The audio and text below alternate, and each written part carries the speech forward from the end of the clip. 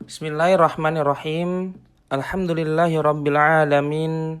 Wassalatu wassalamu ala asyrafil anbiya'i wal mursalin sayyidina Muhammadin wa ala alihi wa sahbihi ajma'in. Rabbi shrah li sadri wa yassir li amri wahlul 'uqdatam min lisani yafqahu qawli. Nas'alullaha ayyuwafiqana jami'an wa yaftah 'alaina futuhal arifin. Amin ya rabbal alamin. Alhamdulillah, pada kesempatan kali ini kita akan melanjutkan pengkajian kitab Arba'in Nawawi, karya dari Al-Imam Nawawi rahimahullah. Kita akan membahas hadis kelima dan keenam. Qala al-muallifu rahimahullahu ta'ala wa nafa'ana bihi fid dharaini amin.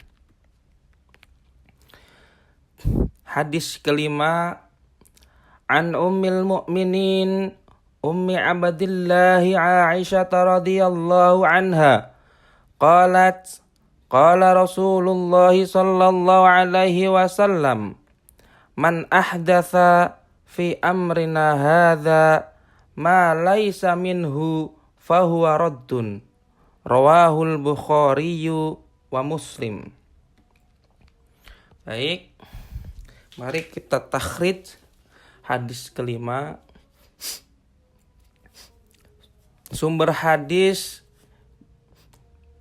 kita dapat temukan di dalam Sahih Bukhari, kitab Al-Qadar, hadis nomor 6594. Yang kedua bisa ditemukan di dalam Sahih Muslim, dalam kitab Al-Qadar, hadis nomor 2643.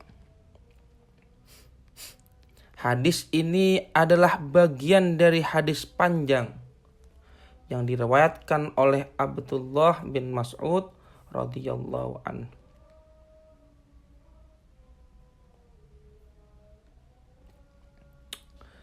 Derajat hadis ini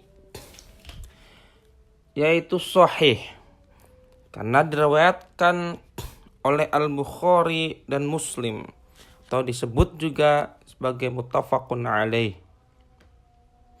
Perawi hadis a'la dalam hadis ini yaitu Abdullah bin Mas'ud.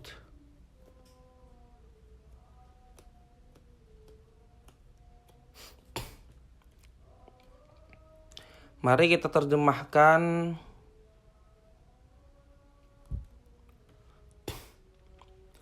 An ummil mu'minina ummi abdillah Aisyah radhiyallahu anha, dari ummul mu'minin Ummu Abdillah Aisyah radhiyallahu anha, qalat, ia berkata, qala Rasulullah sallallahu alaihi wasallam, Rasulullah sallallahu alaihi wasallam bersabda, man ahdatsa fi amrina hadza, barang siapa yang mengada-adakan dalam urusan agama kami, ma laisa minhu, sesuatu yang bukan darinya atau bukan berasal dari syariat agama itu, fahuwa raddun, maka ia tertolak. Rawahul Bukhari wa Muslim, hadis ini diriwayatkan oleh Bukhari dan Muslim. Hadis di atas memberikan kaidah penting dalam agama, yaitu bahwa segala bentuk tambahan yang tidak bersumber dari syariat adalah tertolak, tidak diterima oleh Allah Subhanahu wa ta'ala. Maksud kalimat fi amrina hada atau urusan kami ini adalah ajaran agama Islam, bukan urusan duniawi seperti teknologi, transportasi, dan lain sebagainya. Sebagaimana juga makna ma laisa minhu, segala hal yang tidak sesuai dengan Al-Quran dan Sunnah atau tidak pernah diajarkan oleh Nabi SAW dan para sahabatnya. Fahuwa raddun, kalimat ini tegas, yakni yang bermakna tertolak. Artinya tidak diterima oleh Allah meskipun niatnya baik. Pelajaran yang bisa kita ambil di dalam hadis ini, yang pertama, agama ini sudah sempurna, tidak boleh ditambah atau dikurangi, sebagaimana firman Quran surat Al-Maidah ayat 3. Yang kedua, niat baik saja tidak cukup, harus mengikuti contoh Nabi besar Muhammad sallallahu alaihi wasallam yang menyampaikan wahyu dan risalahnya kepada umat manusia sekalian. Yang ketiga, hadis ini menjadi dalil utama dalam pembahasan bid'ah dalam Islam. Adapun yang terakhir, Imam Nawawi menjadikannya salah satu dari hadis-hadis pokok di dalam Islam, yaitu termaktub dalam kitab Arba'in Nawawinya. Jadi kesimpulannya, hadis di atas mengajarkan kita untuk berpegang teguh pada sunnah, tidak membuat ajaran baru, dan menolak semua ibadah yang tidak berdasar kepada dalil. Segala yang tidak berasal dari agama ini, walaupun tampak baik, tidak diterima oleh Allah Subhanahu wa ta'ala. Mari kita lanjutkan. Wa fi riwayatin li muslimin. Dan dalam riwayat Muslim juga disebutkan, man amila amalan, barang siapa melakukan suatu amalan, laisa alaihi amruna, yang tidak ada perintah dari kami atasnya, artinya atas syariat kami, fahuwa raddun, maka amalan tersebut tertolak. Jadi ada redaksi yang mirip di dalam kitab Sahih Muslim yang tadi kita baca ya. Hadis ini memperkuat hadis sebelumnya bahwa amalan yang tidak sesuai dengan tuntunan Rasulullah sallallahu alaihi wasallam meskipun tampak baik tetap tertolak di sisi Allah. Perbedaan dengan redaksi sebelumnya, dalam riwayat sebelumnya disebutkan atau dijelaskan menggunakan kalimat man ahdatsa, yang artinya barang siapa yang mengada-ngada. Tetapi di dalam riwayat Imam Muslim disebutkan man amila amalan, barang siapa melakukan suatu amalan. Artinya tidak hanya mengada-ada, tapi melakukan amalan yang tidak ada dasar dari Nabi pun tidak diterima.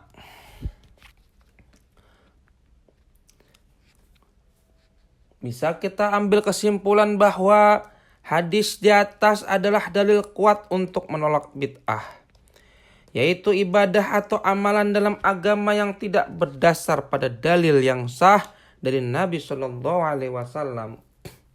Ia juga menegaskan bahwa amal itu harus sesuai dengan sunnah, bukan sekedar niat baik saja.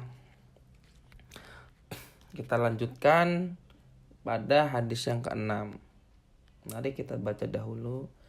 An Abi Abdillah Nu'man bin Bashir radhiyallahu anhuma qala sami'tu Rasulullah sallallahu alaihi wasallam yaqul innal halala bayyinun wa innal harama bayyinun wa bainahuma mushtabihatun la ya'lamuhunna katsirun minan nasi.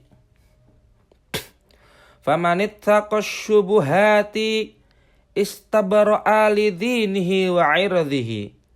Waman waqa'a fis syubuhati waqa'a fil harami karra'i yar'a haulal hima yushiku ayyarta'a fihi ala wa inna likulli malikin himayan ala wa inna himallahi ta'ala maharimuhu ala wa inna fil jasadi mudghatan idza salahat salahal jasadu idza salahat salahal jasadu kulluhu wa idza fasadat fasadal jasadu kulluhu ala wahiyal qalbu rawahul Bukhari wa Muslim.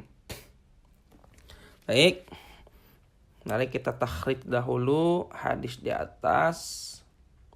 Sumber hadis bisa kita temukan di dalam Sahih Bukhari, dalam kitab Iman hadis nomor 52.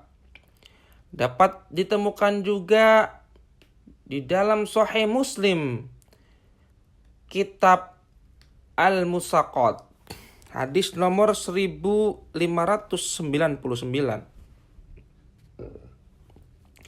Juga terdapat di dalam Sunan Abu Daud, kitab Al-Buyu', dalam Sunan At-Tirmidzi, kitab Al-Buyu', dan di dalam Sunan An-Nasa'i dan Musnad Ahmad. Derajat hadis ini yaitu sahih. Hadis ini diriwayatkan oleh Imam Al-Bukhari dan Imam Muslim. Artinya derajat ini muttafaqun alaih, derajat hadis ini. Perawi hadis di atas yaitu Nu'man bin Bashir radhiyallahu anhuma, seorang sahabat dari kalangan Ansor, termasuk sahabat muda dan salah satu yang meriwayatkan hadis-hadis penting tentang hati dan kejujuran. Baik, mari kita artikan hadis di atas. An Abi Abdillah Nu'man bin Bashir radhiyallahu anhuma, dari Abdillah al-Nu'man bin Bashir radhiyallahu anhuma, qala, ia berkata, sami'tu Rasulullah sallallahu alaihi wasallam yaqul, aku mendengar bahwasannya Rasulullah sallallahu alaihi wasallam bersabda, inna halala bayyinun wa innal harama bayyinun. Sesungguhnya yang halal itu jelas dan yang haram itu jelas. Wa bainahuma mustahibihatun la ya'lamuhunna katsirun minan nas.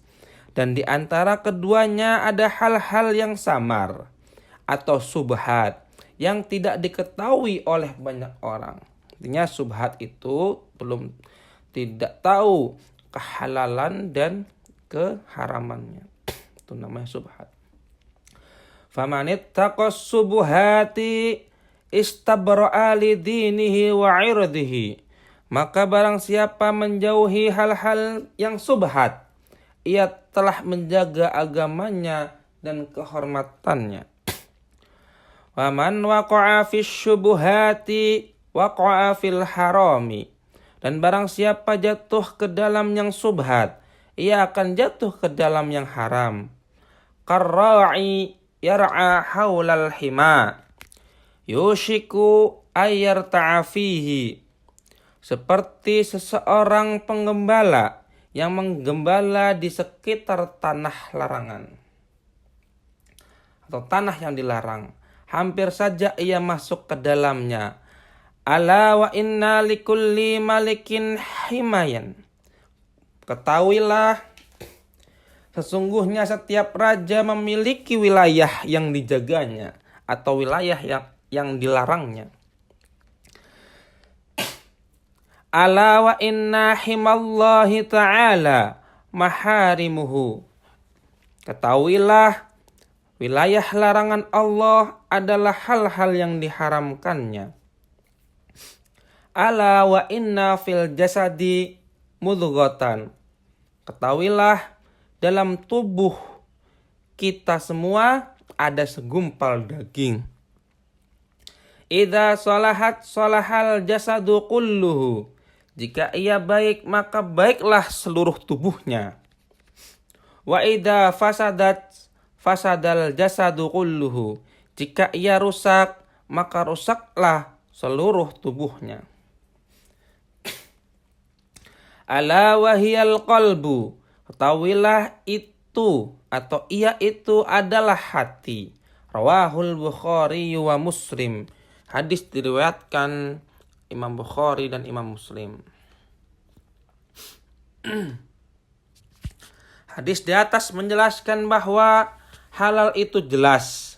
Misalnya makan yang diizinkan, harta yang diperoleh dengan sah. Dan yang haram juga jelas. Misalkan riba, mencuri, dan lain sebagainya. Di antara keduanya ada subhat atau meragukan atau tidak jelas halal dan haramnya. Maka hindarilah itu. Sikap seorang Muslim ideal adalah yang menjauhi subhat atau subhat agar selamat agamanya dan kehormatannya. Subhat bisa mengarah pada yang haram seperti gembala yang mendekati wilayah larangan, bisa-bisa ia masuk. Perumpamaan yang dalam. Allah memiliki wilayah larangannya, yaitu yang diharamkan dalam syariat. Orang yang menyentuh syubhat, seperti penggembala dekat pagar istana, sangat dekat pada bahaya. Jadi hadis ini diakhiri dengan peringatan penting. Semua amalan bermula dari hati. Jika hati baik atau soleh, seluruh perbuatan akan baik. Jika hati rusak atau fasid, seluruh kehidupan juga rusak. Dapat kita simpulkan, hadis ini atau hadis di atas mengajarkan pentingnya. Yang pertama, menjaga diri dari subhat. Yang kedua, menjaga kehormatan pribadi dengan berhati-hati dalam perkara dunia. Yang ketiga yaitu memperhatikan hati, karena itu adalah sumber kebajikan atau keburukan. Wallahu a'lam bishawab.